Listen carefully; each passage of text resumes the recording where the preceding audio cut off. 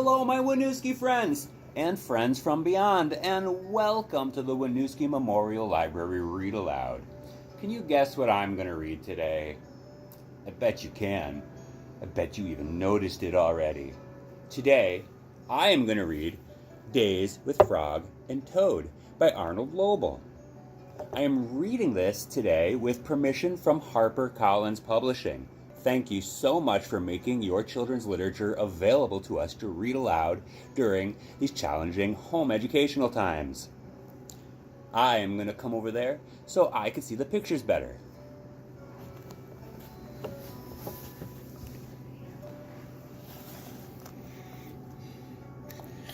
Days with Frog and Toad by Arnold Lobel.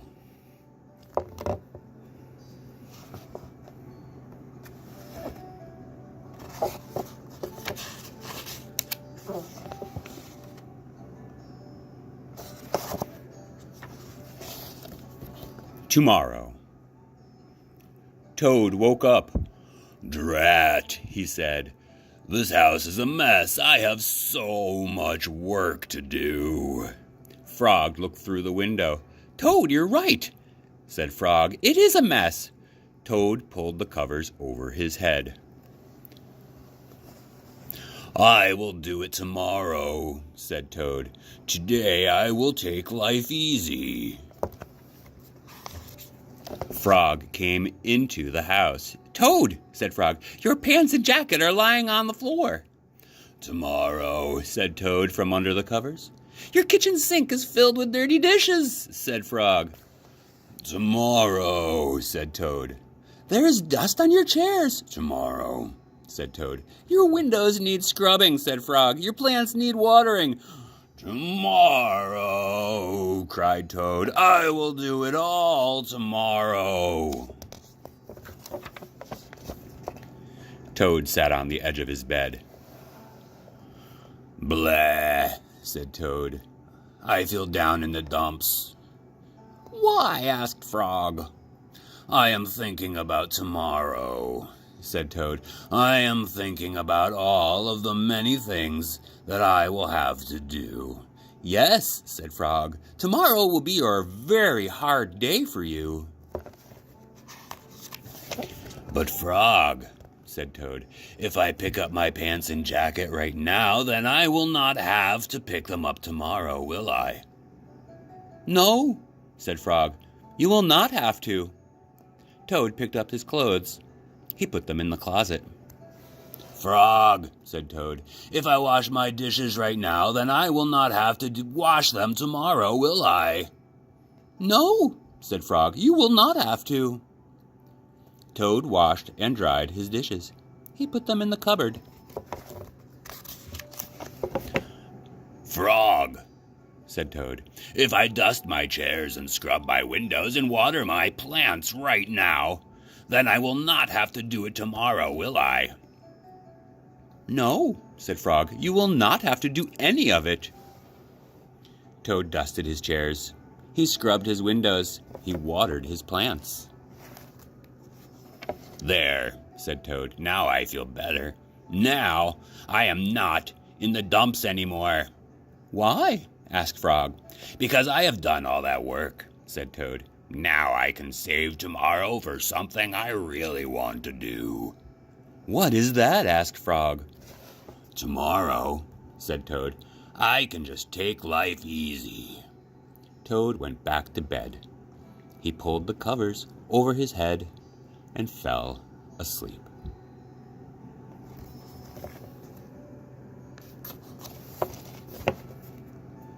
The kite.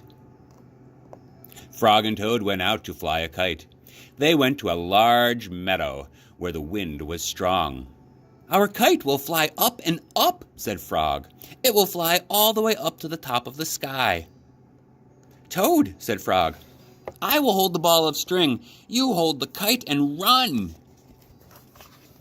Toad ran across the meadow. He ran as fast as his short legs could carry him. The kite went up in the air. It fell to the ground with a bump. Toad heard laughter. 3 robins were sitting in a bush. "That kite will not fly," said the robins. "You may as well give up." Toad ran back to Frog. "Frog," said Toad, "the kite will not fly. I give up." "We must make a second try," said Frog. "Wave the kite over your head. Perhaps that will make it fly." Toad ran back across the meadow. He waved the kite over his head. The kite went up in the air and then fell down with a thud. "What a joke," said the robins. "That kite will never get off the ground." Toad ran back to Frog. "This kite is a joke," he said. "It will never get off the ground." "We have to make a third try," said Frog. "Wave the kite over your head and jump up and down. Perhaps that will make it fly." Toad ran across the meadow again. He waved the kite over his head. He jumped up and down. The kite went up in the air and crashed down into the grass. "That kite is junk," said the robins. "Throw it away and go home." Toad ran back to Frog. "This kite is junk," he said. "I think we should throw it away and go home." "Toad," said Frog, "we need one more try. Wave the kite over your head, jump up and down, and shout, 'Up, kite, up!'" Toad ran across the meadow. He waved the kite over his head. He jumped up and down. He shouted, "Up, kite, up!" The kite flew into the air. It climbed higher and higher. "We did it!" cried Toad. "Yes!" cried Frog. "If a running try doesn't work, and a running and waving try doesn't work, and a running, waving, jumping try did not work, I knew a running, waving, jumping, and shouting try just had to work." The robins flew out of the bush, but they could not fly as high as the kite. Frog and Toad sat and watched their kite. It seemed to be flying way up at the top of the sky.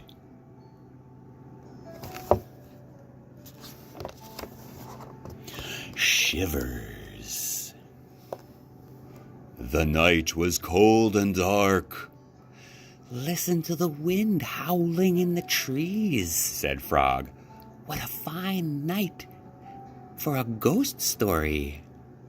Toad moved deeper into his chair. "Toad," asked Frog, "don't you like to be scared? Don't you like to feel the shivers?" "I'm not too sure," said Toad. Frog made a fresh pot of tea. He sat down and began a story. "When I was small," said Frog, "my mother and father and I went out for a picnic. On the way home, we lost our way. My mother was worried. 'We must get home,' she said. 'We do not want to meet the old dark frog.' 'Who's that?' I asked.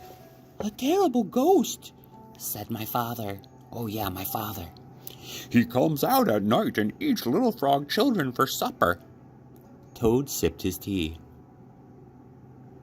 "Frog," he asked, "are you making this up?" "Maybe yes and maybe no," said Frog. "My mother and father went to search for a path," said Frog. "They told me to wait until they came back. I sat under a tree and waited. The woods became dark. I was afraid. Then I saw two huge eyes. It was the old dark frog. He was standing near me."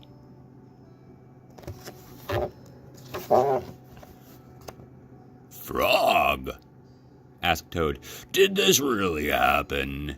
"Maybe it did, maybe it didn't," said Frog. Frog went on with the story. "The dark frog pulled a jump rope out of his pocket." "I am not hungry now," said the dark frog. "I have eaten too many tasty frog children. But after I jump rope 100 times, I will be hungry again. Then I will eat you.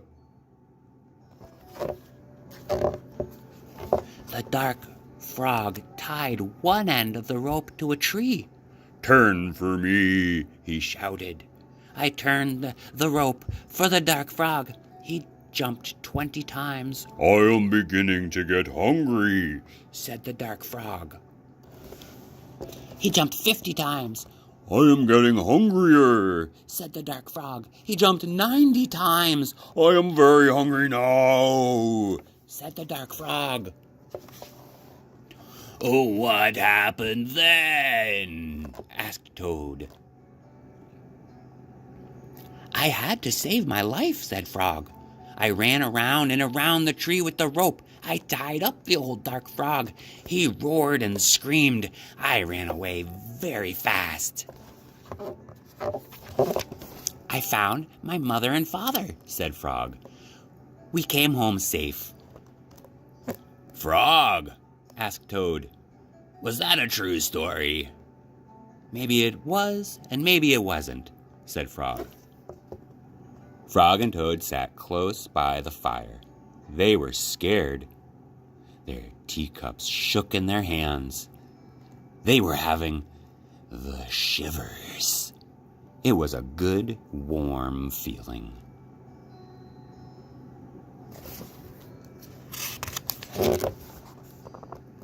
The hat.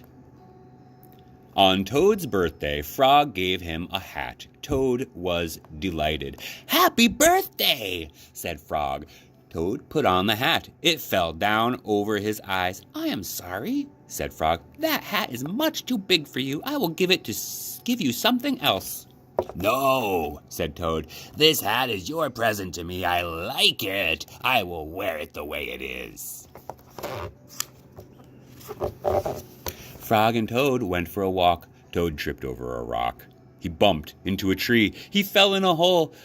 Frog, said Toad, I can't see anything.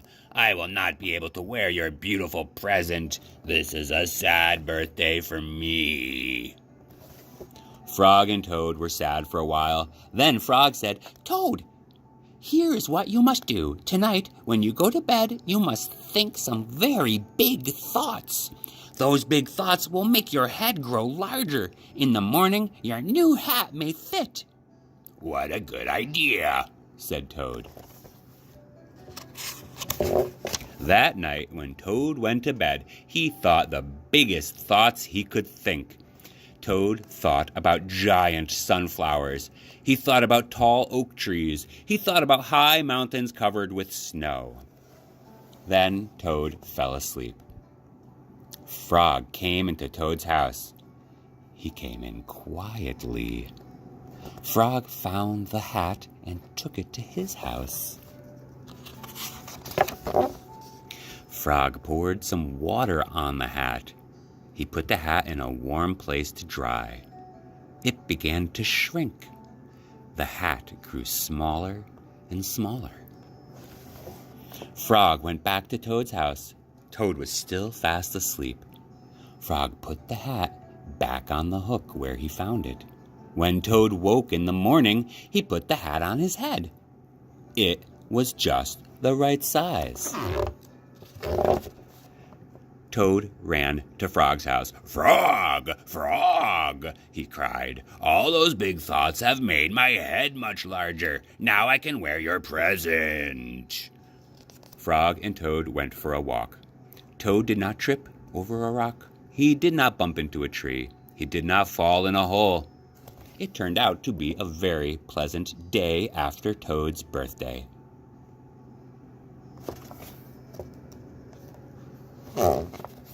Alone. Toad went to Frog's house. He found a note on the door. The note said, Dear Toad, I am not at home. I went out. I want to be alone. Alone? Said Toad. Frog has me for a friend. Why does he want to be alone? Toad looked through the windows. He looked in the garden. He did not see Frog. Toad went into the woods. Frog was not there. He went into the meadow. Frog was not there. Toad went down to the river. There was Frog. He was sitting on an island by himself. Poor Frog, said Toad. He must be very sad. I'll cheer him up. Toad ran home. He made sandwiches. He made a pitcher of iced tea. He put everything in a basket. Toad hurried back to the river. Frog, he shouted, it's me. It's her best friend, Toad. Frog was too far away to hear. Toad took off his jacket and waved it like a flag. Frog was too far away to see. Toad shouted and waved, but it was no use. Frog sat on the island. He did not see or hear Toad.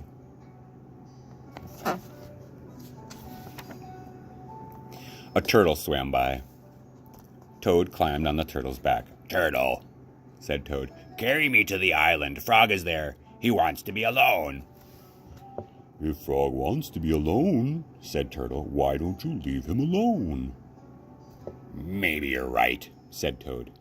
Maybe Frog does not want to see me.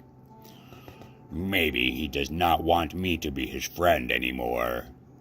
Yes, maybe, said the turtle as he swam to the little island.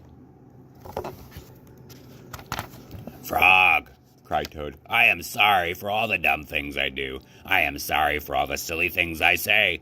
Please be my friend again. Toad slipped off the turtle with a splash. He fell in the river. Frog pulled Toad up onto the island. Toad looked in the basket. The sandwiches were wet. The pitcher of iced tea was empty.